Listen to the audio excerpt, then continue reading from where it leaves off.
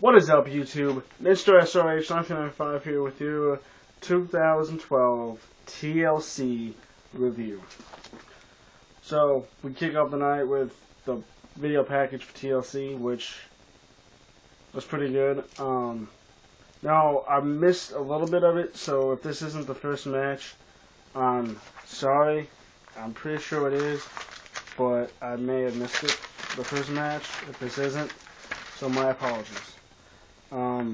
We got Rhodes Scholars versus Rey Mysterio and Sin Cara in a #1 contenders tag team table match.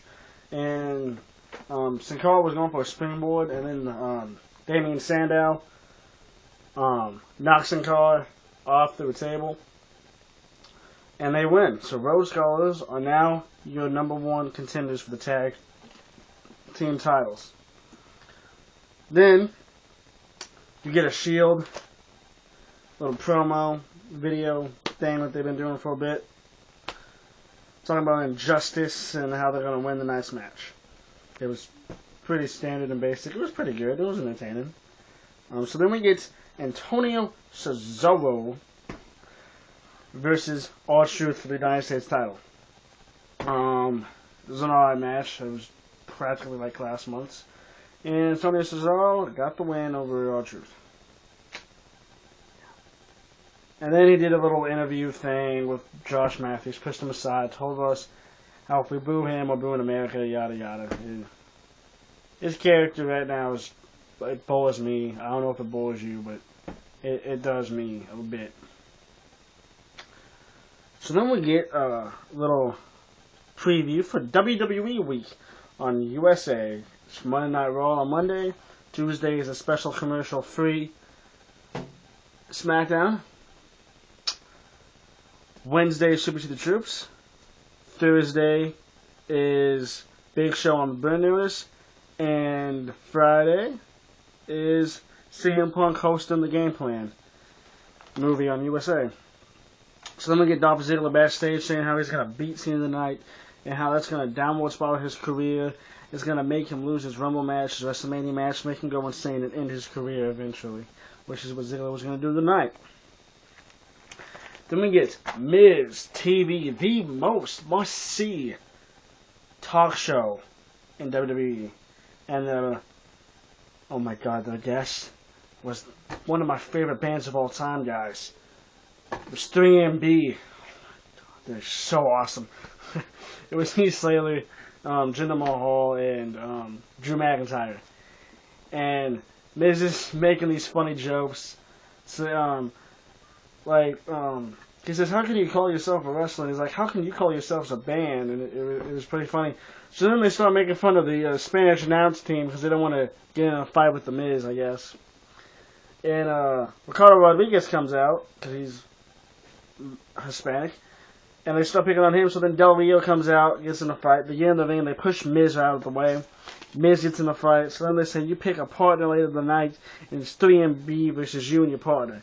And the entire crowd, I swear, chanted, Ricardo, Ricardo. They wanted Ricardo Rodriguez as the partner. And you know what? I would have too. It's pretty hilarious seeing him wrestle.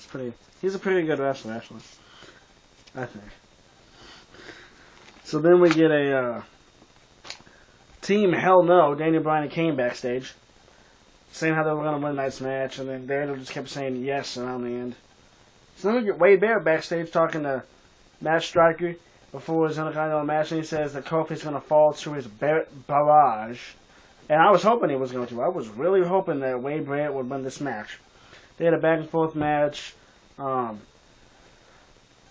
Barrett was going for the Hammer Bull elbow, and Kofi hit a Trouble in Paradise, and it was over. So then we get the WWE app. It's updated. You can watch all the pay-per-views from this year and all that. So then we get CM Punk in the skybox because he's injured, wearing his awesome new shirt, hyping the match for The Rock. Rock's got that boot to asses t-shirt. Punk has the knees to faces t-shirt with GTS on there. It looks pretty awesome. I hope they put it on shop and I'm going to buy one. So then we get the 6-man Oh my god. We get the 6-man TLC match. I thought this match was going to be 5, maybe 10 minutes long. It was going to be a standard match. Oh my god. This match was amazing. This match was insane. This match would be my vote. Or this match would be tied with Match of the Year next to Triple H, Undertaker, Hell in a Cell, WrestleMania 28. This match was freaking insane. This match blew my mind and succeeded way past what I thought it was going to be. You got the Shield, Damian Reigns, Dean Ambrose, and Seth Rollins versus Team Hell No, Kane and Daniel Bryan, and Ryback. And oh my god, there were so many spots in this match. They did the double power bomb, triple power bomb, the Ryback through the announce table, the Spanish announce table. They freaking speared Kane through the barricade and stacked everything on him so he couldn't get up. They put a table on the top rope, like a platform, kind of like Angle did in 2001 with Shane McMahon in that street fight. And they double suplexed Daniel Bryan from there to the mat. It was freaking insane. They did freaking choke slams through a chair. They did like a famouser onto the chair with Daniel Bryan's skull. Probably the best part of the match was when they took Ryback to the stage and they put him on the table.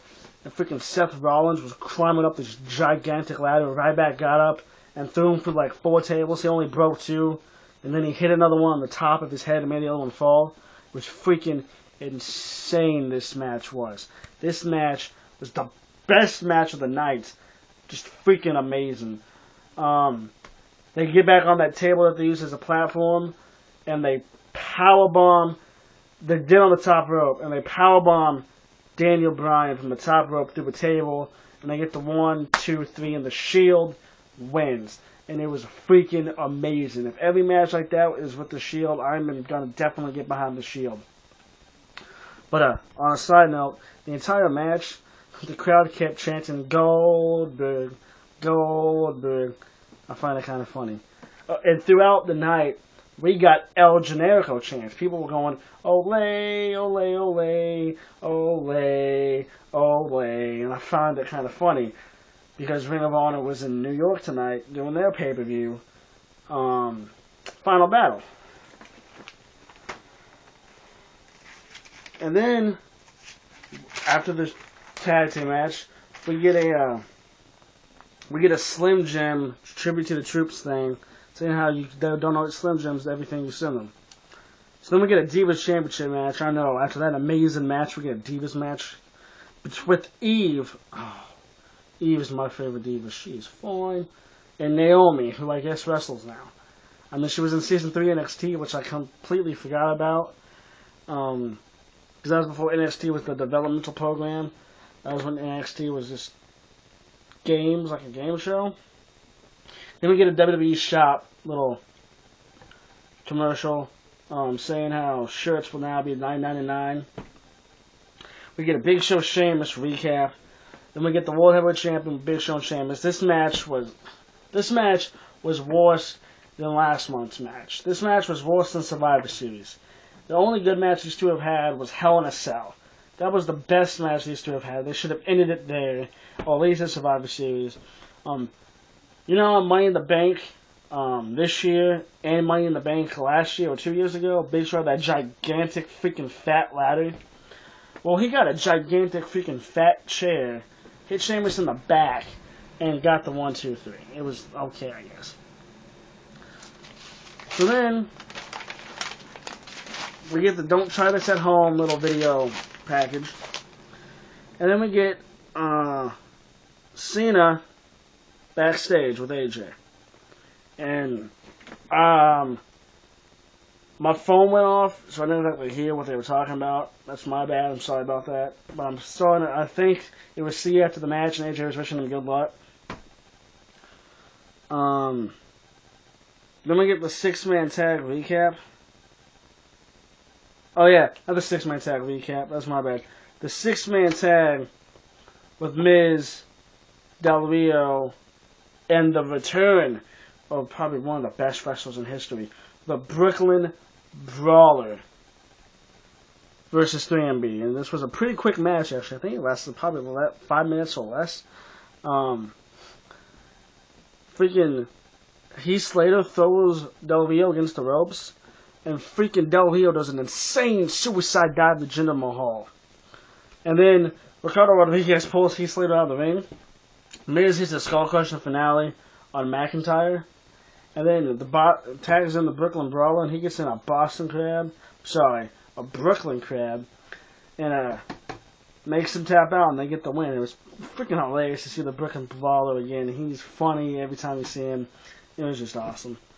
So then we get for the second time of the night, we get a Royal Rumble package with The Rock being at the Royal Rumble, of course, and he's going to face Punk for the WWE title.